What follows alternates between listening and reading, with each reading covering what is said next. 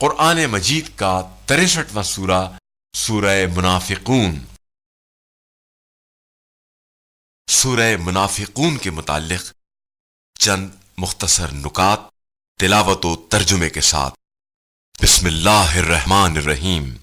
سورہ منافقون موجودہ ترتیب کے اعتبار سے قرآن مجید کا 63واں اور ترتیب نزول کے لحاظ سے 104واں سورہ ہے۔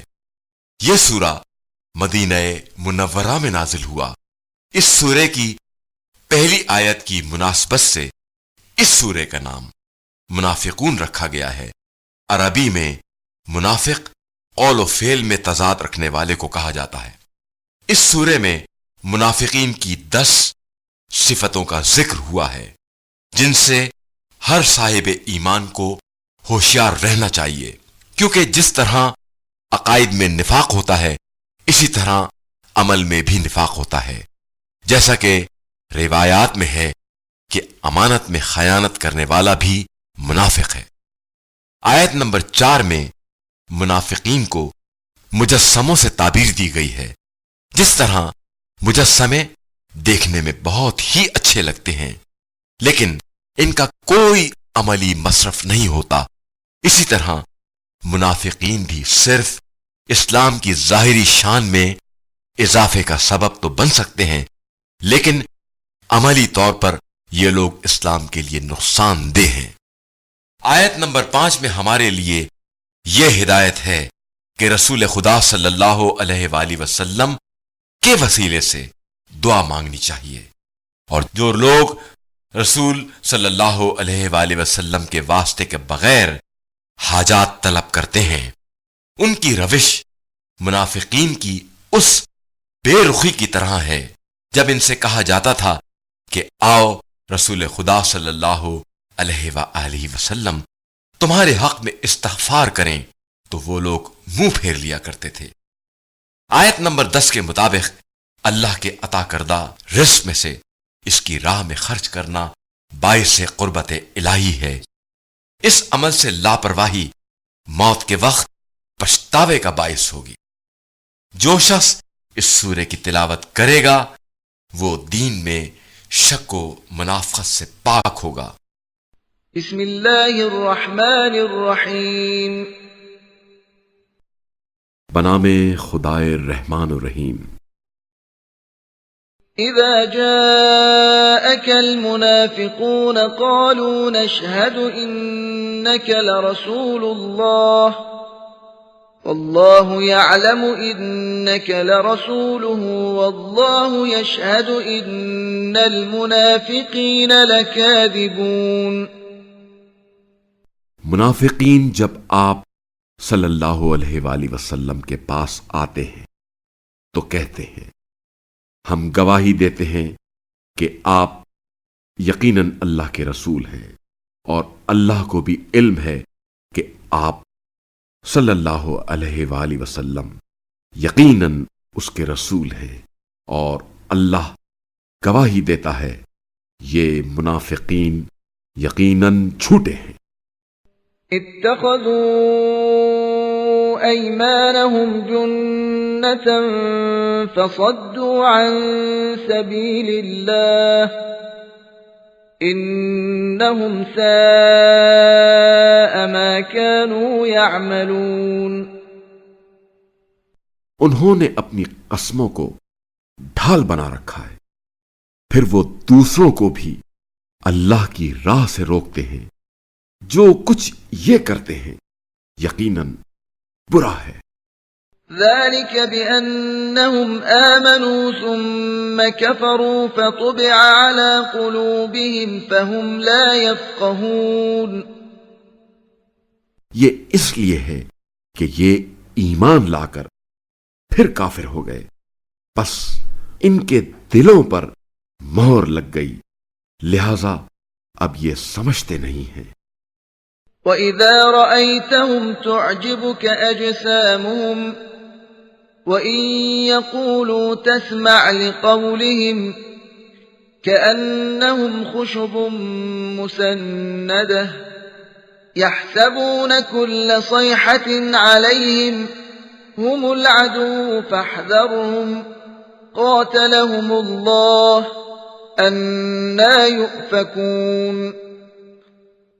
اور جب آپ صلی اللہ علیہ وآلہ وسلم انہیں دیکھ لیں تو ان کے جسم آپ صلی اللہ علیہ وآلہ وسلم کو بھلے معلوم ہوں گے، اور جب وہ بولیں تو آپ صلی اللہ علیہ وآلہ وسلم ان کی باتیں توجہ سے سنتے ہیں، مگر وہ ایسے بے روح ہیں گویا وہ دیوار سے لگائی گئی لکڑیاں ہیں، ہر آواز کو اپنے خلاف تصور کرتے ہیں۔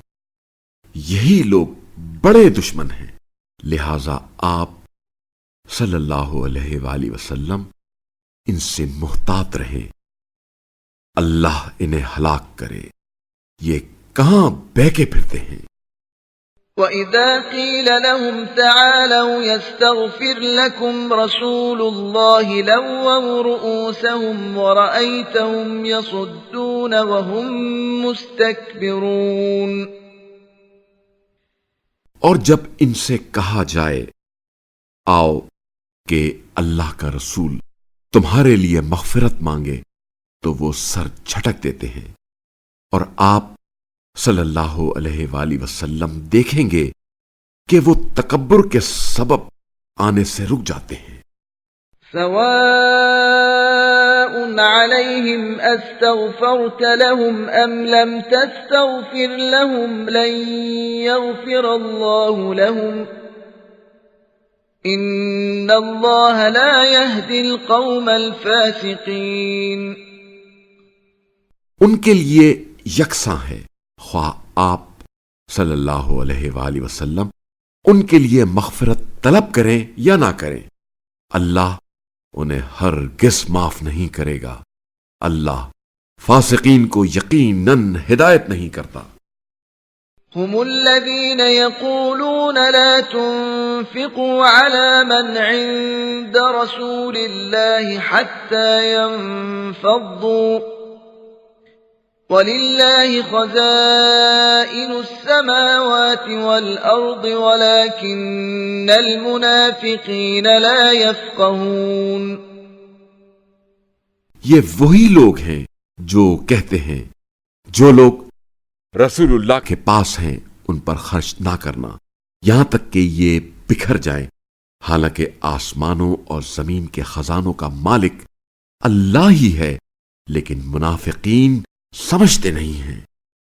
يقولون لئن رجعنا إلى المدينة ليخرجن الأعز منها الأذل ولله العزة ولرسوله وللمؤمنين ولكن المنافقين لا يعلمون۔ کہتے ہیں اگر ہم مدینہ لوٹ کر جائیں تو عزت والا ذلت والے کو وہاں سے ضرور نکال باہر کرے گا، جبکہ عزت تو اللہ، اس کے رسول اور مومنین کے لیے ہے، لیکن منافقین نہیں جانتے۔ يا أيها الذين آمنوا لا تلهكم أموالكم ولا أولادكم عن ذكر الله ومن يفعل ذلك فأولئك هم الخاسرون۔ اے ایمان والو، تمہارے اموال اور تمہاری اولاد ذکر خدا سے تمہیں غافل نہ کر دیں، اور جو ایسا کرے گا تو وہ خسارہ اٹھانے والوں میں سے ہوگا۔ وَأَنفِقُوا مِمَّا رَزَقْنَاكُم مِّن قَبْلِ أَن يَأْتِيَ أَحَدَكُمُ الْمَوْتُ فَيَقُولَ رَبِّ لَوْلَا أَخَّرْتَنِي إِلَىٰ أَجَلٍ قَرِيبٍ فَأَصَّدَّقَ وَأَكُن مِّنَ الصَّالِحِينَ۔ اور جو رزق ہم نے تمہیں دے رکھا ہے اس میں سے خرچ کرو قبل اس کے کہ تم میں سے کسی کو موت آ جائے، پھر وہ کہنے لگے اے میرے پروردگار تو نے مجھے تھوڑی سی مہلت کیوں نہ دی تاکہ میں صدقہ دیتا اور میں بھی صالحین میں سے ہو جاتا۔